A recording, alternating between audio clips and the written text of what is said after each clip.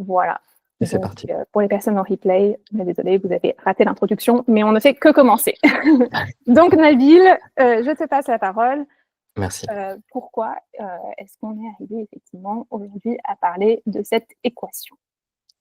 Alors, pour comprendre un petit peu, du coup, comment on est arrivé à cette équation et à sa remise en question, sa critique, en quelque sorte, c'est important de comprendre déjà d'où on part. Dans le contexte un peu franco-français, on peut remonter à 20-25 ans. Dans les années 2000, on a commencé à vraiment s'intéresser aux questions de discrimination dans le cadre de l'emploi professionnel d'un point de vue législatif, avec, en 2001, la loi relative à la lutte contre les discriminations, qui avait 16 critères à l'époque, contre 26 aujourd'hui. Et puis tout un tas de lois en fait qui ont été un petit peu fondatrices. La loi Taubira pour la reconnaissance de la traite et de l'esclavage, la loi Génisson sur l'égalité professionnelle, la création de la HALD, la création de la charte de la diversité en 2004, etc. Tout un tas. Je ne vais pas vous faire toute la liste, mais voilà, on a quand même des petits repères juridiques qui sont assez intéressants. Ce qui est intéressant, c'est que dans les années 2000, c'est aussi le moment où on a commencé à s'intéresser un peu plus particulièrement et plus finement aux risques psychosociaux. Et c'est pas anodin qu'on se soit intéressé à la fois aux questions de discrimination et aux risques psychosociaux dans un laps de temps contigu, si vous voulez. Ensuite, après les années 2005, après 2005, on a eu un intérêt un peu, on avait plutôt un intérêt sur la mixité sociale et ethnique. Puis, dans les années 2006-2010, on a commencé à s'intéresser également à l'égalité homme-femme et au handicap de manière, encore une fois, législative, juridique, avec la loi handicap pour l'égalité des droits et des chances en 2005. On a eu un premier commissaire à la diversité au sein du gouvernement en 2007. Pour donner un autre exemple, en 2009, le CSA a publié pour la première fois à la télévision un premier baromètre sur la diversité. Et puis ça a continué à évoluer, donc dans les années 2010, avec en 2012 l'identité sexuelle qui rejoint les critères de discrimination, la loi relative à l'accès aux droits matrimoniaux pour les couples homosexuels. Et donc on a commencé à s'intéresser, dans le cadre professionnel notamment, plus particulièrement à la question générationnelle, à la question du fait religieux et aux causes LGBT en général. Pas LGBTI, parce que la question des personnes intersexes n'était pas encore très... ne l'est toujours pas d'ailleurs, hein, mais était encore moins un sujet médiatisé ou connu à l'époque. Donc on parlait encore beaucoup de causes LGBT. Voilà. Et puis enfin, après 2015, on a commencé à avoir une petite transformation des mentalités avec une porosité plus grande entre le politique et le politique au sens militant du terme et l'entreprise avec une approche plus transversale, plus systémique des discriminations, l'évolution des pensées à ce niveau-là, évidemment avec tout un tas de réactances associées, mais voilà, il y a eu depuis 2016 quand même pas mal de bons qui ont été faits sur le plan conceptuel, sur la question de comment est-ce qu'on traitait les inégalités dans les organisations en général, dans la société en général, mais en particulier dans les entreprises. Ce qui est intéressant, et pourquoi est-ce qu'on vous a fait ce petit historique avant, c'est que cet historique, il est, si vous voulez, tributaire en fait d'une transformation de pensée, une transformation d'un changement de paradigme, qui est qu'on a de moins en moins parlé de discrimination et on a de plus en plus parlé de diversité et d'inclusion. Cette transformation, elle est très bien expliquée dans le livre de Laure Bérény, qui est sorti l'année dernière, en 2023, sur le management de la diversité, et je vais la citer, parce que ça ne mange pas de pain. Elle dit « De fait, avec l'essor du management de la diversité, des programmes d'entreprise qui pouvaient être auparavant justifiés en termes d'antidiscrimination et d'égalité, comme la promotion des femmes et des minorités dans les strates managériales ou la mise en œuvre d'un recrutement non biaisé, ont été explicitement et principalement présentés comme des leviers de performance et de profit. » C'est extrêmement important de comprendre ce changement de paradigme pour comprendre tout ce dont on va parler avec Louise et Christine. Si vous voulez, il est très important de comprendre qu'on est passé d'une perception un peu punitive, négative, pénale de la discrimination à une posture qui consiste à voir ça comme un levier business. C'est très différent à la fois pour les entreprises et les gens qui travaillent dedans de percevoir la diversité autrement que comme un risque pénal. Et c'est ce qui a à la fois permis du coup à la diversité et à l'inclusion de prendre vraiment place, de prendre pied dans les organisations, au coût, bien évidemment, d'une certaine, comment dire, d'un certain idéal politique, ou en tout cas d'une certaine clarté sur les motivations qu'il y avait derrière. Voilà. Mais si vous voulez développer ce point, est-ce qu'on peut avoir la slide suivante, s'il te plaît, Louise? Oui. Merci beaucoup. Ce qui est intéressant dans ce changement de paradigme, en fait, c'est qu'il nous permet de comprendre comment est-ce qu'on a pu arriver à une idée très business en fait de la diversité et l'inclusion, alors qu'il y a encore quelques années, à peine 20 ans, c'était un sujet qui était exclusivement militant, exclusivement restreint à des cercles politiques bien déterminés, etc. Et je vais laisser la parole à Louise sur cette question. Merci Nabil.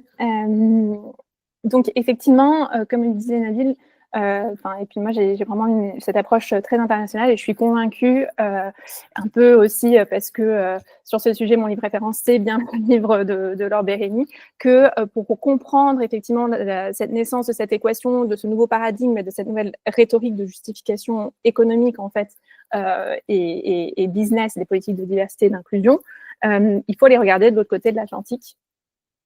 Qu'on le veuille ou non, effectivement, en France, bien sûr, on a des politiques de diversité et inclusion qui nous sont propres, avec une logique qui nous est propre, un cadre réglementaire qui est propre à la France aussi, comme le disait Nabil. Mais ce qui se passe aux États-Unis et en Amérique du Nord influence largement ce qui se passe aussi en France sur les sujets de diversité et inclusion. Donc, il faut remonter un peu plus loin que les années 2000 pour comprendre effectivement tout ça. Donc, dans les années 60, c'est l'abrogation de la ségrégation raciale aux États-Unis et la naissance donc d'un cadre législatif pour la lutte contre les discriminations, notamment dans l'emploi, avec le Equal Employment Act et les règles du Affirmative Action, donc qui permettent aux organisations et aux entreprises de mettre en place des actions pour, dans une logique de réparation et de lutte contre les discriminations, en fait, notamment les discriminations raciales. Sauf que dans les années 80, c'est un arrêt de la Cour suprême, et je pense que ça va résonner avec ce qui se passe aujourd'hui, ou ce qui s'est passé en fait l'année dernière, mais c'est un arrêt de la Cour suprême qui met fin à cette logique de réparation ou de lutte contre les discriminations et invite les organisations à plutôt basculer sur un rationnel ou un argumentaire de diversité. En fait, c'est un arrêt de 1978 qui porte sur donc, les admissions à l'université et qui disent, en fait, les universités, vous n'avez pas le droit de justifier vos affirmative action ou vos mesures de prise de conscience de la race, hein, j'utilise les guillemets, mais c'est vraiment les termes qu'on utilise aux États-Unis, race conscious actions, pour justifier ces actions, vous n'avez pas le droit d'utiliser l'argument réparation. Vous avez le droit d'utiliser l'argument de la diversité, en fait, apporte de la richesse à vos étudiants et étudiantes, apporte de la richesse au programme que vous proposez, et c'est là-dedans qu'on est rentré, effectivement, dans cet argumentaire-là. Donc, qui était donc une décision qui portait effectivement sur les universités, mais qui, bien sûr, a eu son influence dans le cadre des entreprises, puisque dans les années 90, c'est vraiment là qu'on a vu l'avènement du diversity management, donc du management de la diversité, pour vraiment se prémunir d'une mort annoncée du affirmative action. En fait, les consultantes et un peu les chambres de la diversité et de l'inclusion aux États-Unis publiaient de plus en plus d'études, d'articles, notamment les articles qui ont fait foi, c'est vraiment ceux de la Harvard Business Review, pour dire, en fait, au même titre que la Cour suprême est revenue donc, sur cet argumentaire de réparation, elle pourrait revenir sur le affirmative action. Donc, il faut utiliser un autre rationnel pour justifier la diversité et l'inclusion en entreprise. Et cette mort annoncée de l'affirmative action, on l'a vu en 2023 avec effectivement la Cour suprême des États-Unis qui prend une décision qui porte encore une fois sur les admissions en université, mais dit vous n'avez pas le droit en fait d'utiliser effectivement des mesures de race conscious measures pour justifier l'admission de vos étudiants. Et qui, on l'a vu, a eu un énorme effet sur les politiques de diversité et d'inclusion aux États-Unis dans des grandes entreprises qui en fait, ont reculé sur leurs actions. On reviendra un peu plus tard là-dessus. Donc, en fait, ce paradigme de la diversité comme source de performance en entreprise, et en fait, ça a été là pour vraiment se prémunir contre tous ces changements réglementaires, pour se prémunir contre les changements aussi de vision politique et des changements sociaux, comme on peut aussi le voir aujourd'hui avec la montée du anti-diversité inclusion et anti-wokisme et en fait une montée de l'extrême droite. Et donc, voilà, c'était là vraiment pour asseoir la diversité et l'inclusion en entreprise. Donc, pourquoi, pour bien comprendre de quoi on parle d'abord, avant d'en venir à pourquoi est-ce qu'elle pose quand même problème, cette équation, même si elle est là effectivement pour préserver quand même les mesures de diversité et inclusion à la base, eh bien, déjà, de quoi est-ce qu'on parle quand on parle de cette équation? On parle vraiment de cette rhétorique qui est quand même assez... ces justifications économiques qui sont plurielles. Hein. On est vraiment donc sur des justifications économiques qui ont peu évolué depuis la naissance de cette rhétorique. Et il s'agit, quand on parle donc de diversité égale performance, il s'agit donc d'attirer les talents, de conquérir de nouveaux marchés, de la rétention aussi des talents, de favoriser l'engagement aussi des salariés, des employés, de stimuler la créativité, d'améliorer aussi, par exemple, la réputation de l'entreprise auprès de diverses parties prenantes, que ce soit les législateurs, législatrices ou les investisseurs, investisseuses, ou encore les agences de notation extra-financières. Donc, c'est une logique qui est quand même assez vaste et qui repose sur ces différents critères-là. Ici, je vous ai mis ce petit tableau qui émane donc du dernier rapport de l'Organisation internationale du travail sur le sujet. Alors, pourquoi est-ce qu'on trouve que cette équation a atteint ses limites? D'abord parce que c'est une équation qui est erronée, dans le sens où, en fait, le lien de causalité entre diversité et performance n'a jamais été prouvé.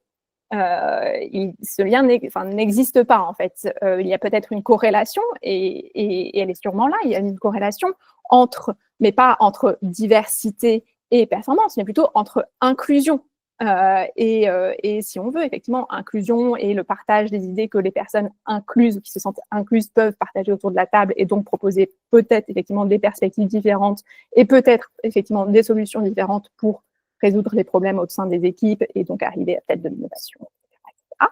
Mais encore une fois, ça n'a pas été prouvé. Et donc voilà, on est vraiment sur une équation qui, en fait, n'existe pas. Et au mieux, on peut peut-être parler effectivement d'un retour sur l'investissement de l'inclusion, un ROI, Return on Inclusion, mais pas forcément sur un Return on Diversity.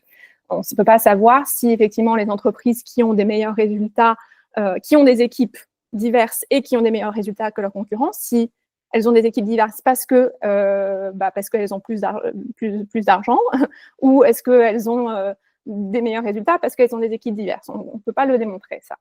Donc, ce que ça pose ça comme problème, c'est que qu'est-ce qui arrive si un jour elle s'avère fausse, ou si un jour, effectivement, une étude est menée et que cette équation est infirmée. Parce que est-ce que ça veut dire que dans ce cas, en fait, s'il n'y a pas de justification économique pour la diversité et l'inclusion, et alors si en plus tout le cadre réglementaire qui l'entoure, notamment aux États-Unis, est en train de tomber en lambeaux, et en plus qu'il y a effectivement cette ambiance politique très anti-diversité et inclusion, à quoi bon?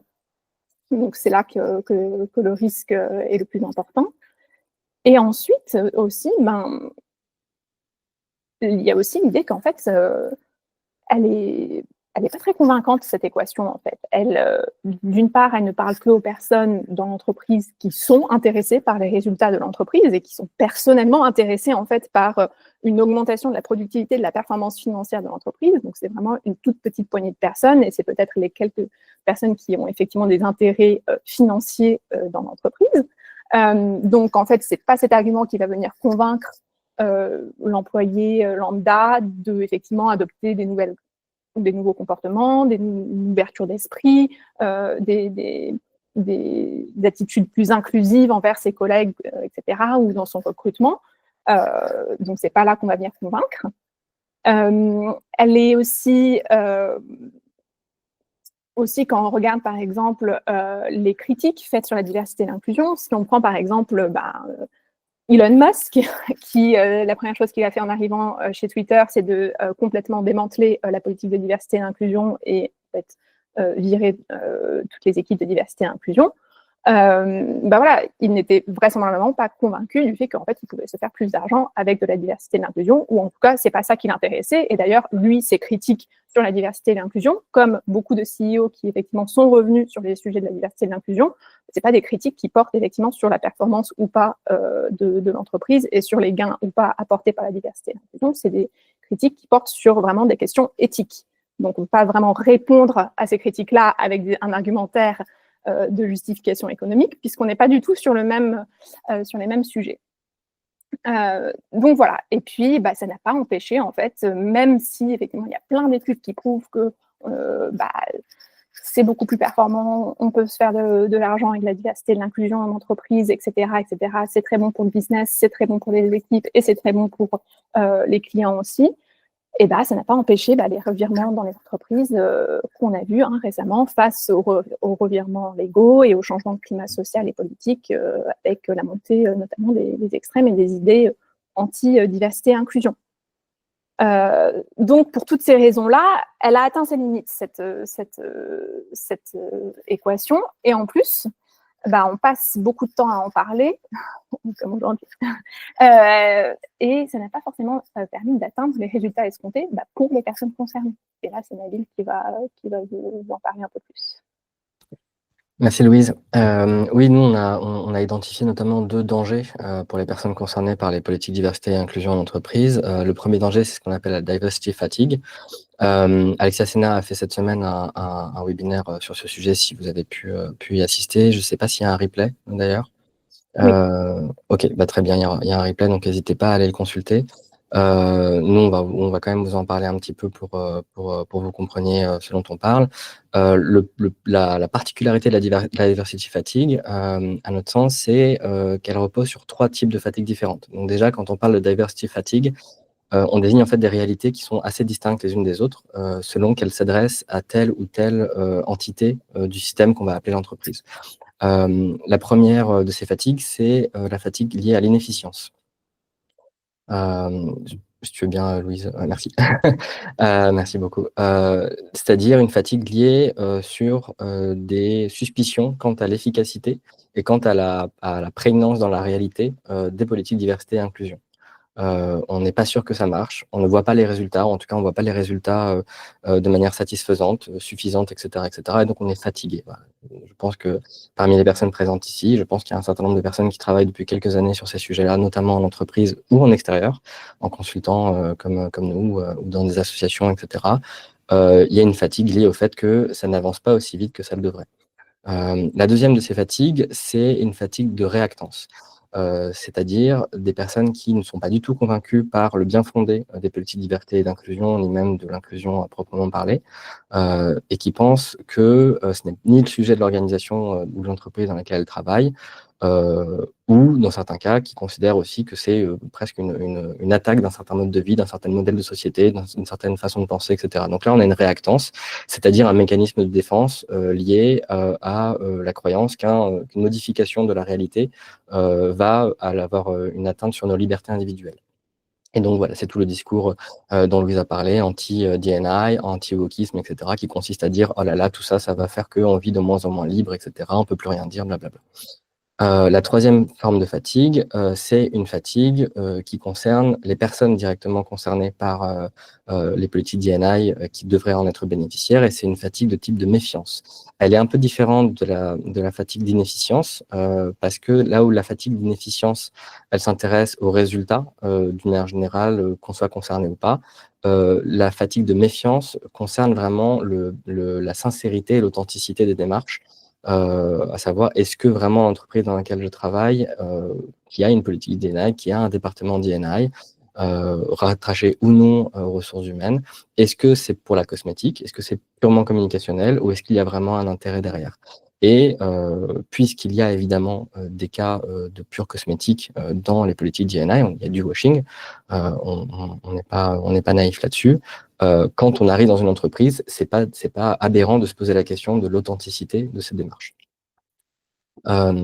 Ensuite, donc je disais, ces fatigues-là, elles ne concernent pas les mêmes personnes, elles ne concernent pas les mêmes entités, du système qu'on appelle entreprise. Le système qu'on appelle entreprise, c'est un système qui gravite autour de la société, d'accord? Il y a la société avec ses opinions, avec, ses lois, avec, ses exigences et cetera, et il y a, l'entreprise qui va graviter autour. Mais c'est pas simplement l'entreprise en tant qu'ensemble uniforme et harmonieux, comme l'agglomération, si vous voulez, de membres autour d'un projet commun. Je pense que c'est très important qu'on sorte un petit peu de cette idée que l'entreprise, elle est unie, uniforme, et unique, et qu'on, la complexifie un petit peu. Une entreprise, c'est quoi? Une entreprise, c'est, une organisation, avec des statuts, une hiérarchie d'objectifs, de volontés et de besoins qui correspondent, à ses ambitions. Alors en principe, je le dis bien en principe, d'un point de vue purement, politique et économique, une entreprise, son premier objectif, par exemple, c'est de créer de la richesse. Dans un système capitaliste, c'est de faire du profit. C'est pas tout à fait la même chose, mais les 2 sont on peut utiliser les 2 de manière équivalente, c'est pas très grave ici. Cette entreprise, elle est très différente en tant qu'entité dans le système que les fonctions qui sont au sein de cette entreprise. La hiérarchie des besoins dont je parlais il y a un instant, elle n'est pas la même pour, la direction des ressources humaines ou pour la conciergerie ou, pour, l'équipe de vente, que, la hiérarchie des besoins de l'entreprise. D'accord? Par exemple, je dis un exemple, la hiérarchie, le besoin prioritaire, par exemple, celui qui va être le plus important, pour, une direction des ressources humaines, ça va être de s'assurer, par exemple, du bon recrutement, de la légalité, des recrutements et de la gestion des carrières et cetera, et des départs et cetera. C'est pas du tout la même chose que mon objectif prioritaire, c'est la création de richesse ou la création de profit. Et c'est important parce que ça veut dire qu'on déjà, si on a l'impression que les 2 ont les mêmes objectifs, on se trompe dans les priorisations et donc on ne comprend pas bien pourquoi est-ce que différents éléments d'un même système ont différents types de besoins et de priorités. Et ensuite, et c'est là que ça devient un petit peu plus fin, les fonctions elles-mêmes n'ont pas les mêmes besoins, la même hiérarchie des besoins que les personnes qui sont en poste. Donc si on prend par exemple les responsables diversité et inclusion, n'ont pas forcément les mêmes besoins, y compris dans leur travail, que le poste qu'elles occupent. Je m'explique, vous pouvez avoir par exemple une entreprise dont les fonctions de diversité et d'inclusion, c'est l'augmentation du nombre de femmes, par exemple, dans les instances de direction. Peut-être que la personne qui est responsable, de ce poste, qui est sur ce poste, elle, la hiérarchie de ses besoins, elle est différente. D'abord parce qu'elle n'est pas son poste, d'accord? Peut-être que sa priorité, c'est simplement, de, subvenir aux besoins de sa famille, d'accord? Tout simplement. Et cetera, et cetera. Et enfin, il y a les employés. En général, quand on prend vraiment dans toute leur grande envergure, tous les employés ont individuellement une hiérarchie des besoins qui est extrêmement différente de celle du reste du système. Pourquoi est-ce que c'est important de comprendre ça? Parce qu'il est important de comprendre que quand on parle de diversity fatigue, les mêmes, types de fatigue et les mêmes raisons ne sont pas les mêmes pour chacun des éléments de ce système. L'entreprise, par exemple, aujourd'hui, on constate qu'un certain nombre d'entreprises font un demi-tour ou en tout cas, freinent un petit peu sur les questions de diversité et d'inclusion pour des questions de problèmes de mesure, et de problèmes de temporalité. C'est-à-dire qu'il est plus difficile de percevoir, d'une année à l'autre, l'impact vraiment des politiques de diversité et d'inclusion comparé, aux impacts économiques, à la fiscale et cetera, et cetera. Pareil pour les fonctions, D&I, sa diversity fatigue, elle va plutôt avoir pour les fonctions et les responsables, va plutôt prendre l'accent de l'inefficience. Cette difficulté à la fois à, faire vraiment avancer, la diversité et l'inclusion dans les entreprises, également une difficulté à le mesurer. Je vous invite pour cela à aller consulter les ouvrages de la FMD qui parlent de ce sujet, qui sont très intéressants. Et il y a aussi cette question des moyens qui sont, alloués par l'entreprise, aux postes et aux responsables de poste sur ces questions-là, qui peuvent être parfois en décalage avec les réels besoins, de ces éléments. Et puis, par exemple, pour les employés, ça va plutôt être soit de la réactance, soit de la méfiance, selon le côté de la barrière, entre guillemets, duquel il et elle se situent. Mais effectivement, on ne parle pas de la même fatigue, et quand on parle de la personne qui en a marre, par exemple, qu'il y ait encore une réunion du CSE sur la question du harcèlement sexuel, et les personnes qui sont victimes de harcèlement sexuel et qui se demandent quand est-ce que ça va enfin bouger, est-ce que vraiment il y a des choses qui sont faites après les réunions du CSE. Donc voilà un petit peu pourquoi est-ce que c'est un danger, dans le cadre du paradigme de la performance, c'est qu'à partir du moment où on prétend avoir des instruments de mesure et de KPI clairs, ça rend un petit peu difficile justement la mesure, à la fois dans des temporalités qui sont courtes. La temporalité d'un employé ou d'un responsable D&I, c'est une temporalité qui est plus courte, en tout cas différente de celle d'une entreprise, etc. Donc ça, déjà, c'est important de le comprendre. Ensuite, le deuxième danger que nous, on identifie, c'est le sujet du tokenisme. Le tokenisme, qu'on appelle un peu le cache-misère des discriminations, c'est un phénomène par lequel on va mener des actions symboliques indépendamment de ce qui se passe dans la réalité. C'est-à-dire, ça peut être de manière très simple, ça peut être à l'échelle individuelle, hein, quelqu'un qui vous dit « je ne suis pas raciste, ma meilleure amie est tchadienne » par exemple. Ça, voilà, c'est une forme de tokenisme. On utilise vraiment une relation qu'on peut avoir avec une personne pour justifier par ailleurs des comportements ou des postures qu'on a dans la vie de tous les jours ou dans la vie professionnelle, politique, etc. etc. Donc le tokenisme, c'est ça, c'est vraiment cette instrumentalisation des identités à des fins de performance et qui cache du coup les réalités qui sont certes pas également mesurables, que sont la performance sociale, le bien-être, etc. Des personnes. Et donc le tokenisme, il y a trois mécaniques, si vous voulez, qui lui appartiennent. Il y a la dévalorisation. D'abord parce que ça réduit l'individu à un segment de son identité, et donc ça nie la complexité de l'individu, ce qui est déjà facteur de risques psychosociaux. Il y a ensuite la responsabilisation. L'individu devient facteur de l'efficacité des politiques D&I, de leur efficacité et de leur efficience, j'aimerais rajouter. Et l'instrumentalisation, où l'individu n'est pas une fin, mais un moyen. Alors pour la dévalorisation, c'est assez simple à comprendre, je pense, et encore une fois, c'est facteur de risques psychosociaux, parce qu'à partir du moment où on est réduit à un segment de notre identité, indépendamment de notre volonté, nos tempéraments, nos besoins, nos envies, etc., c'est une difficulté pour l'individu et pour les groupes.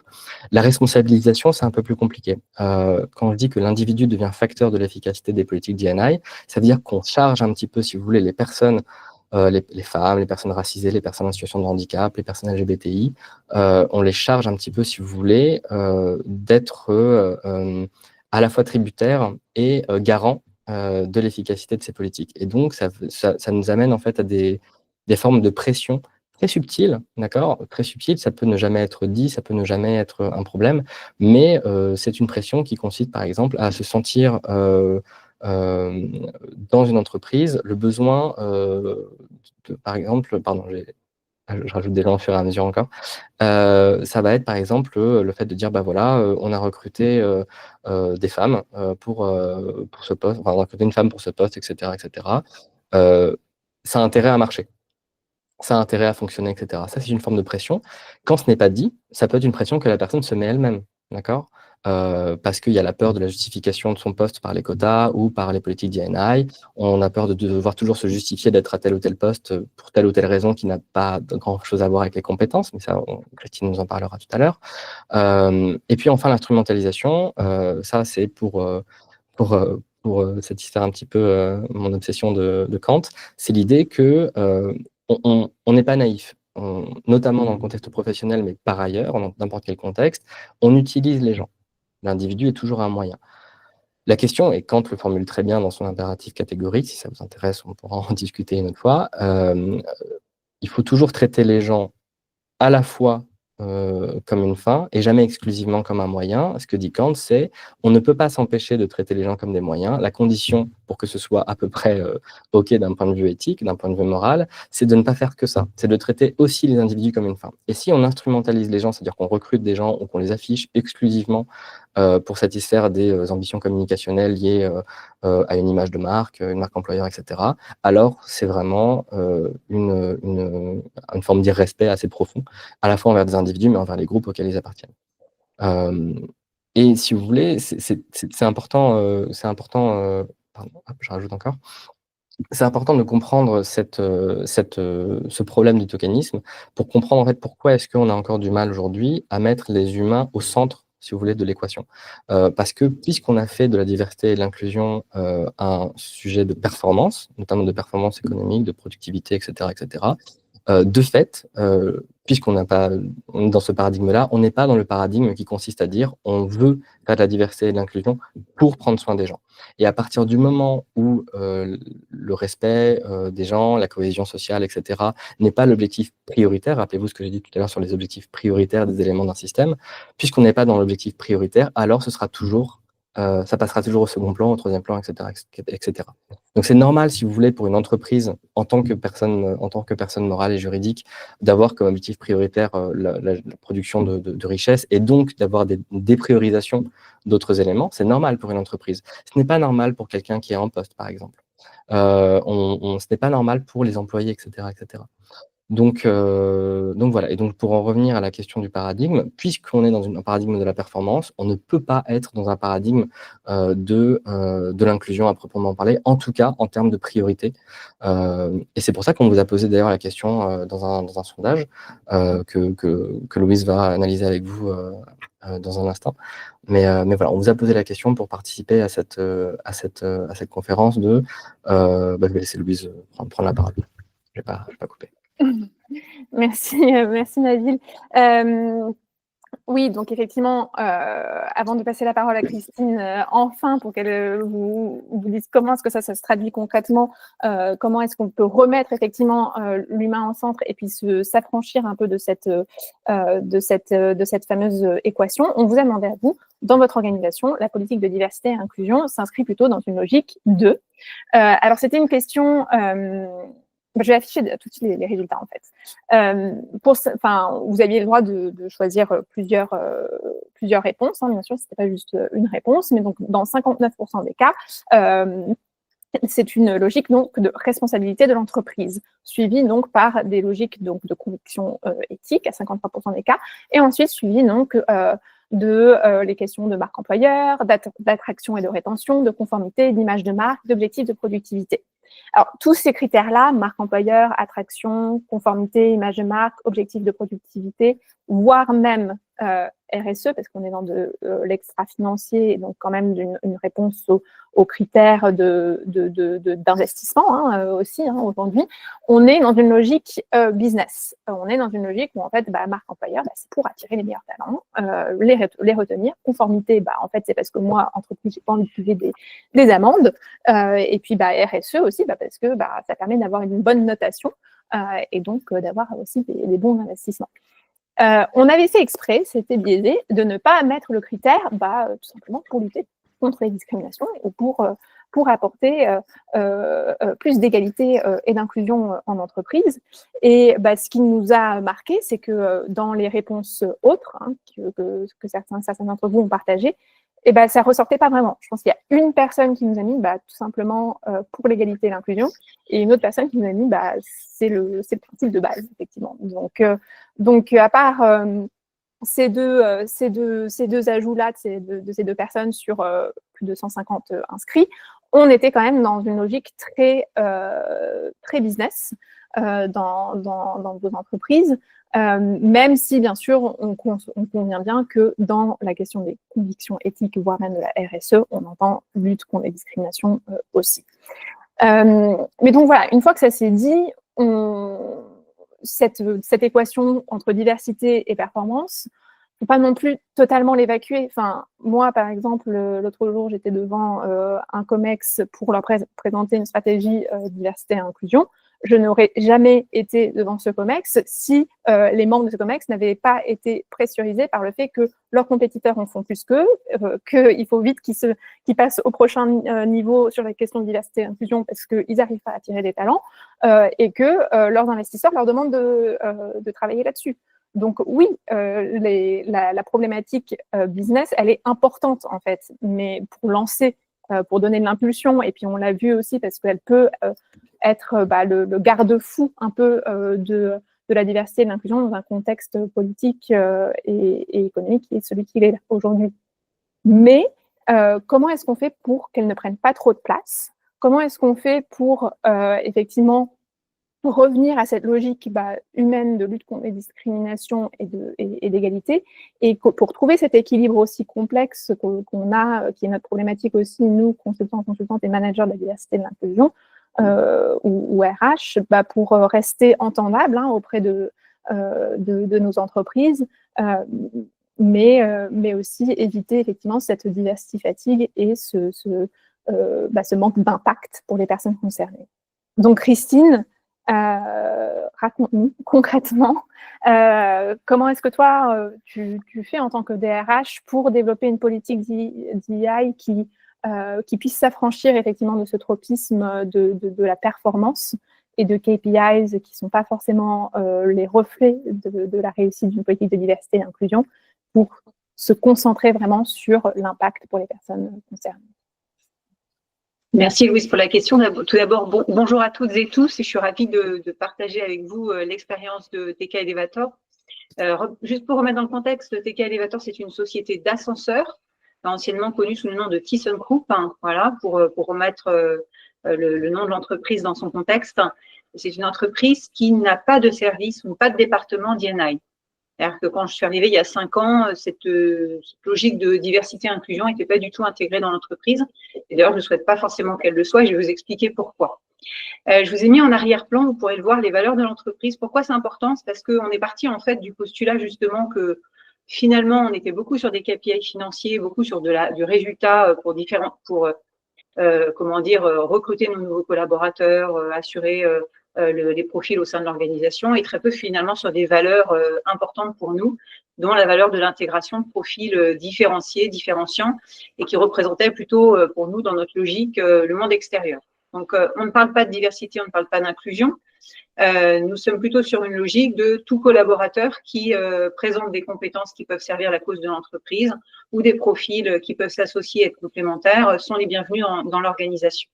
Et ça change un peu la donne, c'est-à-dire quand vous ne parlez pas on va intégrer des salariés en situation de handicap parce que c'est nécessaire pour l'organisation. Nous allons avoir des femmes dans l'organisation parce que ça sert la marque employeur. Quand vous ne parlez pas et que vous ne mettez pas ces sujets autour de la table, assez spontanément, les managers sont plus ouverts à l'intégration de différents profils. Donc, ça a été notre logique. Donc, on n'a pas été dans une logique, Louise, comme tu l'évoques, de performance ou de réponse à un KPI. Évidemment, tout ça, ça existe dans nos environnements de travail, on ne peut pas le nier. Tu parlais de RSE tout à l'heure, évidemment que ça existe, mais ce n'est pas le levier de départ qui nous a amené à cette intégration de profils différenciés. Alors, nous, notre programme, ça a été l'intégration de salariés en situation de conflit dans leur pays. Donc, nous avons intégré des réfugiés, mais ce ne sont pas évidemment cette logique d'intégration de réfugiés qui a fait sens.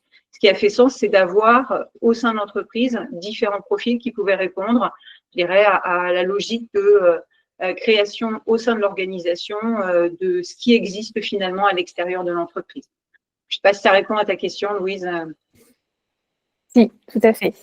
Mais concrètement, dans ce cas, quels sont les KPIs que tu peux utiliser pour faire suivre l'impact de tes politiques alors? Alors, je ne parlerai pas de KPIs opérationnels ou business, parce que pour moi, ça ne fait pas sens.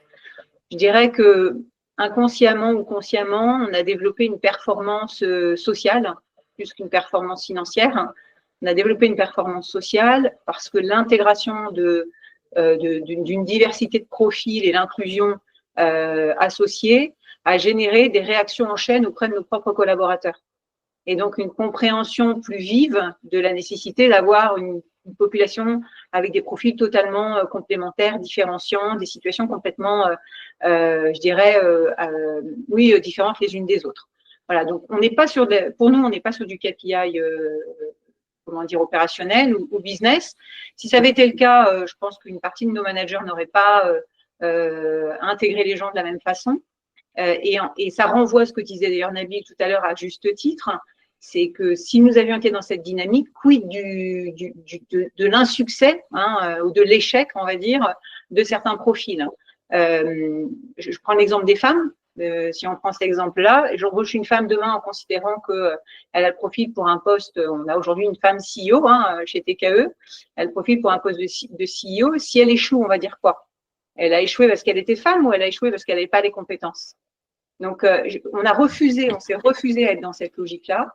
Notre logique à nous, c'est tout collaborateur ou toute personne qui a le profil, la compétence, la l'ambition, l'envie, la motivation pour intégrer TKE peut intégrer l'entreprise sans qu'il y ait cette logique derrière de productivité, compétences business opérationnelles. Et comment est-ce que ça se traduit? Pardon, vas-y Nadine, si tu avais une question. Non, vas-y, j'en prie.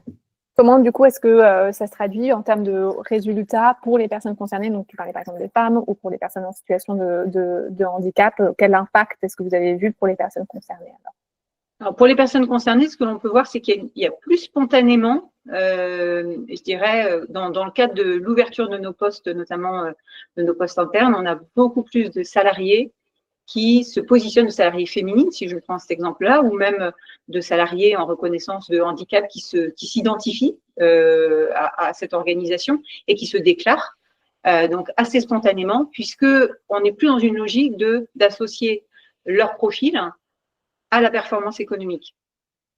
Donc, ça attire plus naturellement des profils qui, à ce jour, se disaient, finalement, je prends l'exemple des femmes, j'ai eu beaucoup de femmes que nous avons reçues sur des postes au sein de l'organisation qui me disaient non, je ne vais pas postuler parce que tu comprends, j'ai des enfants, comment vous allez prendre le fait que je ne vais pas pouvoir être jusqu'à 22h disponible ou à 20h disponible un homme aujourd'hui, c'est pas parce que je suis une femme, un homme aujourd'hui en situation monoparentale, il a les mêmes difficultés que pourrait avoir la gente féminine. Donc voilà, donc on a enlevé tous ces freins-là, parce que je pense qu'on se met aussi naturellement des freins en tant qu'être humain, et puis les autres vous mettent des freins aussi en vous renvoyant au miroir. Je pense aux femmes notamment, la non-disponibilité sur certaines tranches horaires. Tout ça, on l'a enlevé. On a considéré que c'est pas ce que nous évaluons au sein de l'organisation. Nous, on évalue, on a donné un poste, on a donné des missions. Ce qu'on évalue, c'est la réalisation des missions.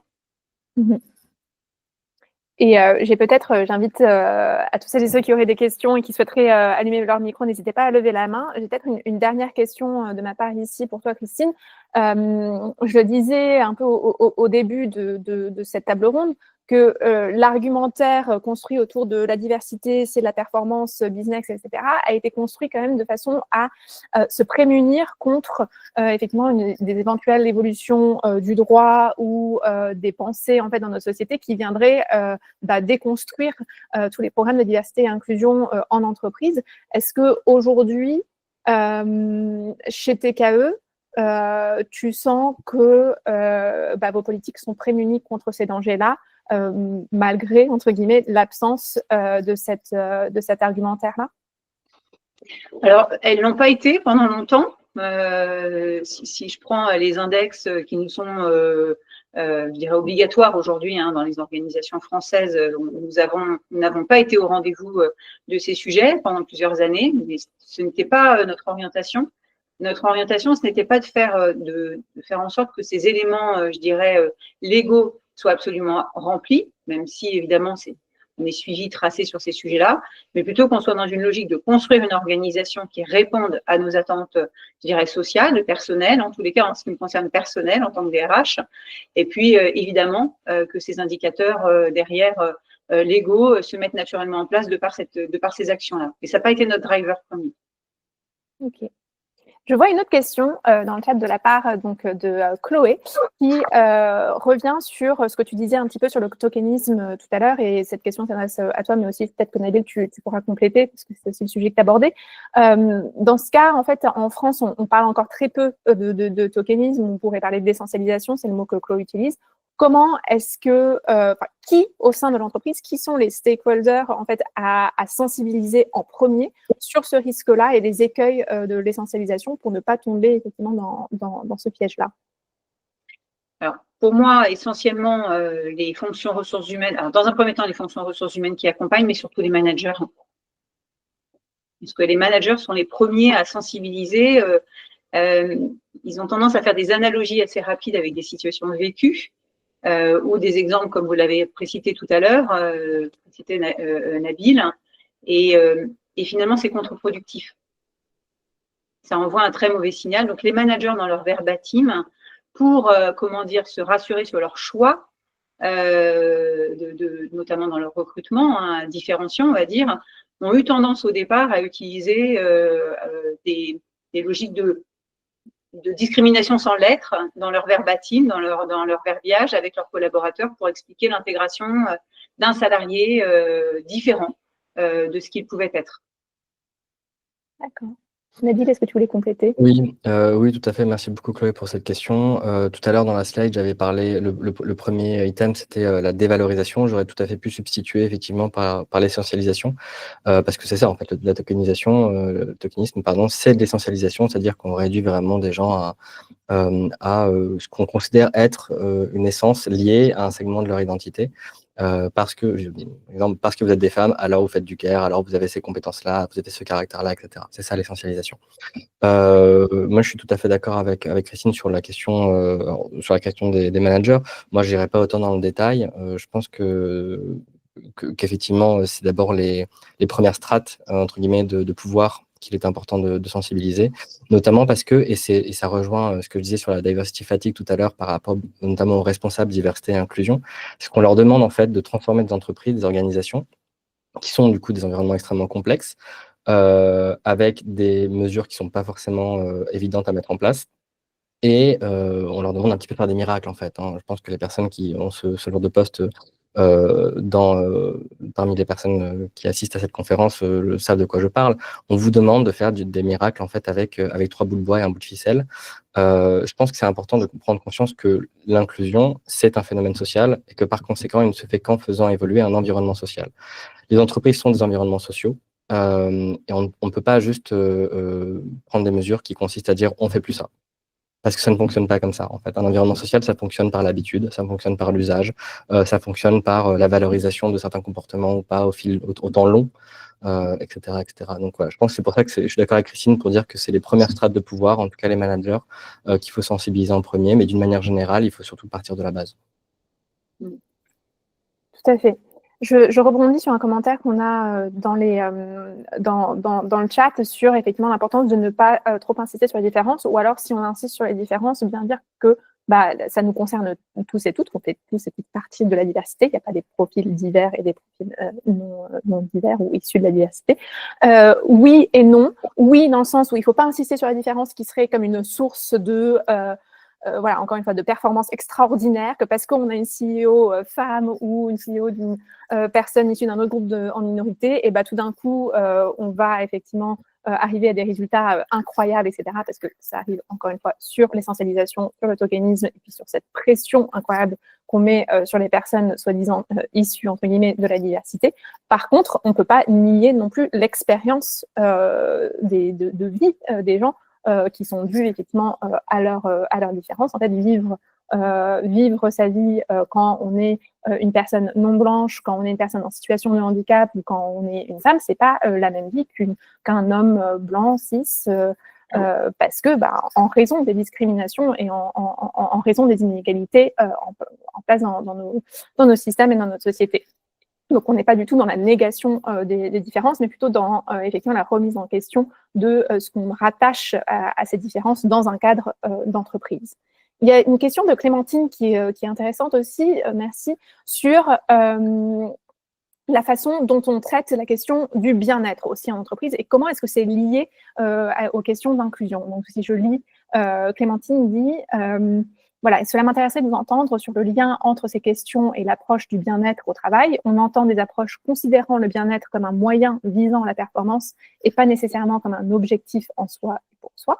On traite d'ailleurs aussi la question des discriminations, de diversité à travers cette question du bien-être pour favoriser l'inclusion, lutter contre le harcèlement, pour viser le bien-être. Donc, comment est-ce qu'on inclut et comment est-ce qu'on approche cette dimension, notamment dans les politiques de diversité et inclusion, Christine? Alors, on l'a pas associée de cette façon-là. En fait, elle s'est fait assez spontanément. Il y a une logique que quand vous intégrez 100% des collaborateurs de la même façon, la logique de bien-être, elle s'impose de fait. C'est-à-dire que je ne voudrais pas associer la logique de bien-être à la diversité, finalement, ou à l'inclusion. C'est-à-dire que le bien-être, il doit s'adresser à tous les collaborateurs. Donc, on n'est pas du tout dans cette logique-là. Par contre, ce que je peux dire, c'est que quand on facilite l'accès à l'emploi ou à la position des personnes sans justement avoir ce levier de la différenciation, je vais vous donner peut-être un exemple concret pour justifier mes propos.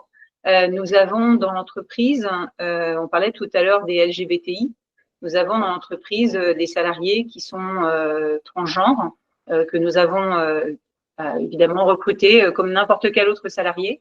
La logique de bien-être, elle est inversée en fait. C'est-à-dire que c'est pas nous qui avons créé un environnement de bien-être, donc la personne s'intègre, c'est le fait qu'elle ait été intégrée qui a généré de la logique de bien-être dans l'entreprise. Vous me suivez dans le raisonnement? Oui. Voilà. Et je pense que ça, c'est important. C'est-à-dire que si on commence à dire on met des logiques de bien-être parce qu'on a de la diversité dans l'organisation, on fausse le paradigme en fait. C'est le fait d'avoir justement cette différenciation qui génère le bien-être dans l'organisation. Voilà, il ne faut pas inverser les rôles. Juste un petit point, alors il est midi, donc Oui. officiellement, la conférence, devrait être terminée. On a pris un petit peu de retard, on prie de nous excuser.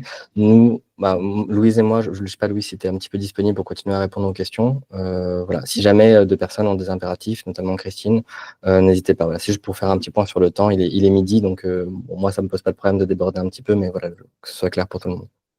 Et peut-être justement, Nabil, un petit mot de conclusion, une question qui nous est adressée et qui englobe un peu tout. Quelle serait donc la prochaine étape pour transformer les politiques de diversité et d'inclusion en s'éloignant de cette fausse équation, sans tomber dans le piège que Cyrielle souligne de l'invisibilisation? Voilà. Quelle est la prochaine étape selon toi, Nabil? Pour moi, il y a cette importance en fait déjà à se former. On demande aussi aujourd'hui à des personnes qui sont chargées de diversité, d'inclusion, et cetera, d'être expertes sur un nombre de sujets assez colossal. D'abord en termes de segments, l'expertise sur les discriminations ethno-raciales, c'est pas la même que l'expertise sur les discriminations des personnes LGBTI. Ou sur le handicap, etc., etc. Donc c'est des sujets qui se densifient, qui se complexifient, donc il y a besoin d'une compréhension de plus en plus fine de ces sujets. Je pense également, pour reprendre vraiment la question c'était Cyrielle, hein, c'est ça? Avec, oui. Je pense que les biais cognitifs, c'est un bon point de départ. Je pense que c'est insuffisant, parce que je pense que quand on parle trop de biais cognitifs, on oublie tout ce qui est logique dominatoire, volontaire, voire inconsciente. On a tous des biais, c'est très bien, etc. Maintenant, voilà, si j'apprends à des équipes à faire en sorte de gérer leurs biais de comportement par rapport à tel ou tel segment de la population, est-ce que ça veut dire que je vais pouvoir régler la question des personnes qui volontairement ont des pouvoirs, ont des dominations vis-à-vis d'autres groupes ou d'autres personnes, etc. Non, je pense qu'il faut qu'on revienne aussi à une vision de la lutte des discriminations qui soit très dynamique en termes de force, en termes de dynamique sociale, pour réussir à changer un petit peu les choses, parce que encore une fois, les biais, c'est très bien. Je pense que c'est bien à un moment donné aussi d'aller plus loin, parce que ça ne suffit pas. Les discriminations involontaires / maladroites, je pense que c'est un sujet. Je pense que c'est un sujet facile aussi, et que ce serait bien d'aller un petit peu en profondeur vraiment sur tout ce qui est logique de dynamique de domination. J'avais un autre point que je voulais dire, mais j'ai oublié. Il y a tellement de questions, je réponds à toutes les questions aussi. Mais voilà, peut-être qu'on peut conclure et ensuite éventuellement reprendre la discussion autrement. Louise, on conclut là? Est-ce que je fais une conclusion en bonne et due forme? Écoute, je ne sais pas, oui, un petit mot de la fin. On vous remercie. Merci Louise. Merci Louise Aki d'avoir travaillé depuis un moment sur cette conf. Merci Christine de nous avoir rejoints et de nous avoir partagé et témoigné ton expertise et ton expérience. Merci à tout le monde pour votre participation et pour vos questions. Louise et moi, on reste à votre disposition. Si vous avez des questions, si vous avez voilà, des besoins particuliers, etc. Louise et moi sommes disponibles par mail ou directement via LinkedIn. Vous pouvez prendre rendez-vous avec nous si vous le souhaitez. Dans tous les cas, on vous remercie encore et on vous souhaite une excellente fin de série et puis un bon week-end un petit peu en avance. Et le replay sera envoyé à tous les inscrits et vous aurez donc les slides dans le replay. Merci à toi, Christine, de ce partage. Merci Louise, merci Nabil et merci à vous tous. Au revoir, bonne fin de journée, bonne fin de série.